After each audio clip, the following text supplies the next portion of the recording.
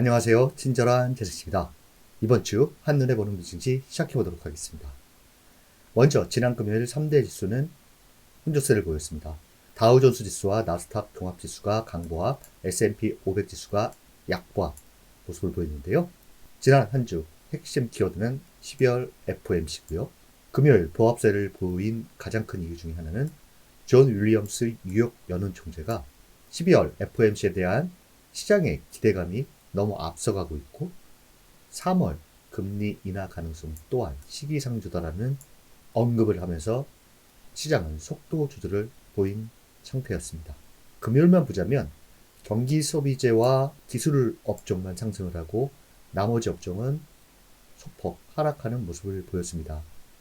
주요 지표 추이를 보시면 공포지수가 13 아래 계속 유지하고 있고요. 12월 FOMC 이후 가파른 상승을 보였던 금이 또한 소폭 하락하는 모습을 보였다는 점이 눈에 띕니다.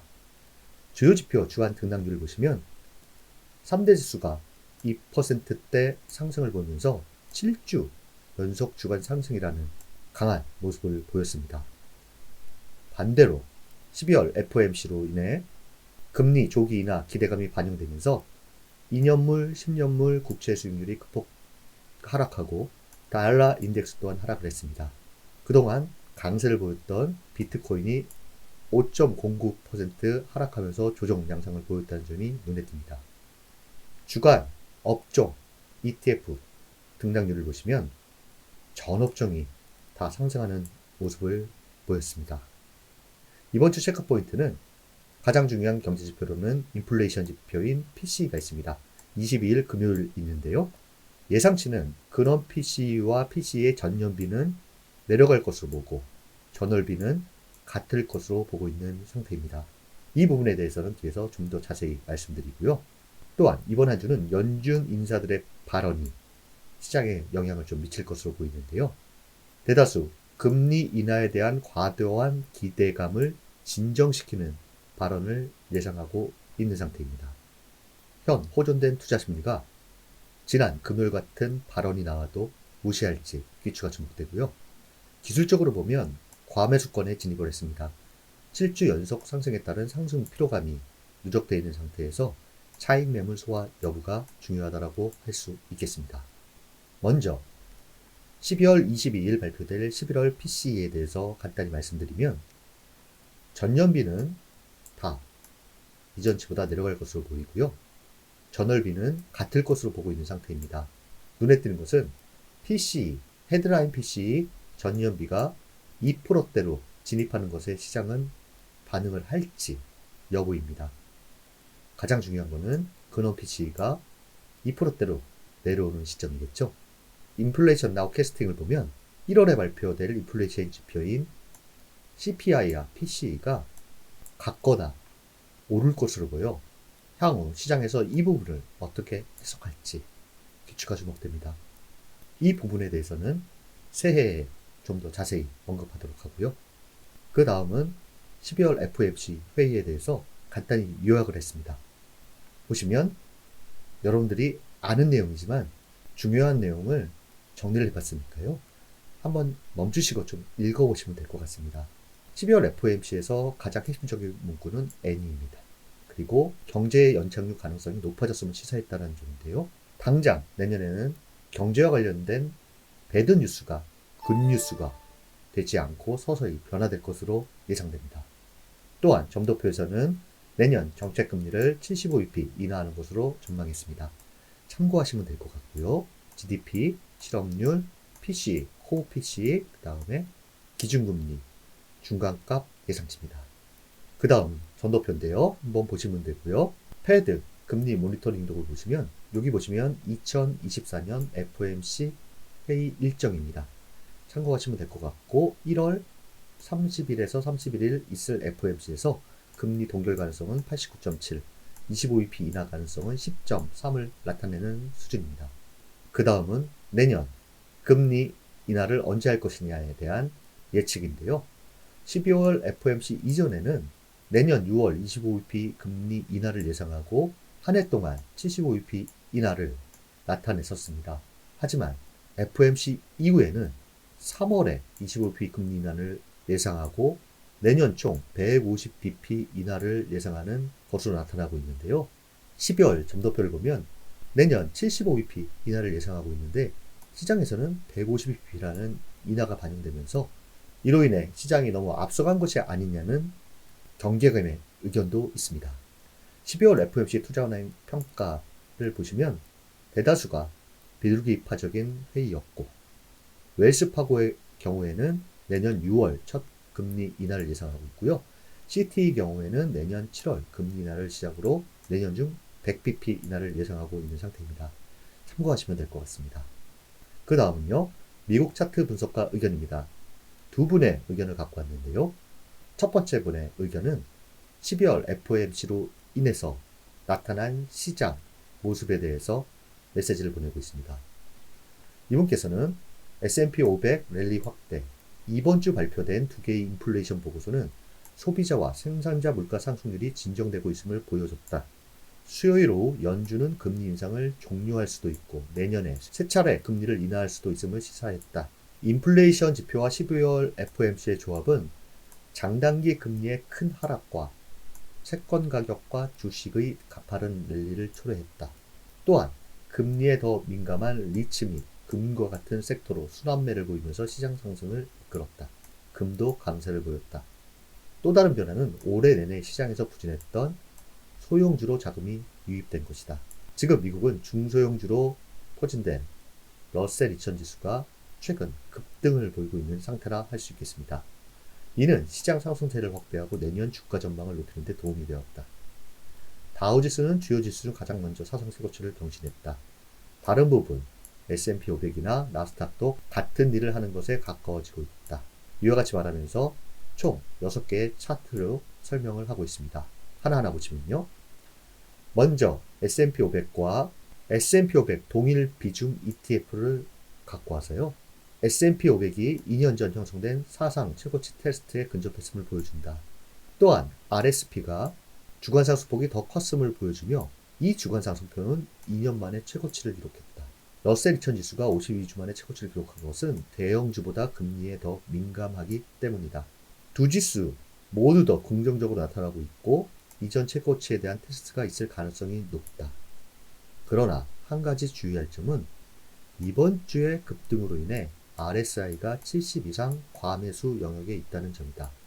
전반적인 시장에서 긍정적인 모습들이 나타나고 있지만 12월 FOMC로 촉발된 급등이 기술적으로는 과열권에 있기 때문에 숨고르기 양상도 나올 수 있다.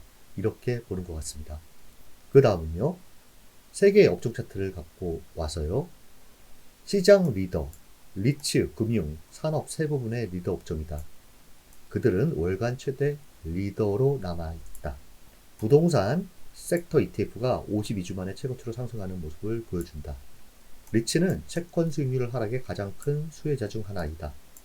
주택 건설사들도 주택담보대출 금리 하락에 힘입어 한 주간 강세를 보였다. 차트 4는 금융업종으로 1년 전 형성된 저항을 돌파한 것을 보여준다. 금융도 금리 하락의 큰 수혜자다. 마지막으로 산업업종 ETF가 새로운 기록 영역에 도달했음을 보여준다. 최근 한 달로 봤을 경우 가장 강한 업종은 이 세 가지로 보고 있는 것으로 판단됩니다. 그 다음은요. 금리 하락과 금의 상승. 국채 수익률이 급락하면 달러도 하락하는 경우가 종종 있다. 이 조합은 금과 금광회사에게 일반적으로 좋다. 금광회사를 포함하고 있는 ETF GDX가 10월 이후 가장 높은 수준으로 상승했음을 나타낸다. 요소는 10년 만기 국채 수익률인데요. 이 하락이 그 랠리에 기여했다. 금은 신기록에 가까워지고 있고 은 역시 강세를 보이고 있다. 이와 같은 메시지를 보내고 있습니다. 주로 업종과 ETF 이야기를 많이 하고 있는데요. 이는 역으로 금리 인하 기대감이 큰 상태에서 이때 강한 업종이 무엇인지 찾으면 시장 대비 초과 수익률을 낼 수 있다라는 말도 될 수 있겠습니다. 그 다음 차트 분석가 의견은요. SPX 50AR은 단기적인 약세, 장기적인 강세를 말한다라는 리포트입니다. SPX 50AR이라는 것은 주식시장의 강도를 측정하는 또 다른 방법으로 S&P 500 주식 중에 50일 이동평균선 위에 거래되는 비율을 말하는 것입니다. 차근차근 말씀드리도록 하겠습니다. 이 차트는 S&P 500이고요. 이거는 SPX 200AR, SPX 50AR입니다. 200AR이라는 것은 200일 이동평균선 위에 있는 주식 비율이라고 할 수 있겠습니다. 단기적인 상승 여력은 제한적일 것으로 보인다. 50일 이동평균선을 초과하는 주식의 비율을 살펴보면 상승 극단에 도달한 것이 분명해 보인다. 이 지표는 90% 수준에 거의 도달하지 않았지만 현재 87.6%입니다. 실제로 지난 18개월 동안 3번 터치했다라는 것은 1번, 2번, 3번입니다. 우리가 이 극단적인 강세 수치를 마지막으로 본 것이 7월이었는데 S&P 500이 4,600이라는 중요 저항선을 테스트하고 있을 때였다. 이후 조정 양상이 나왔고, 그렇지만 시장이 하락 조정을 한 후에 이전의 추세를 이어갔다.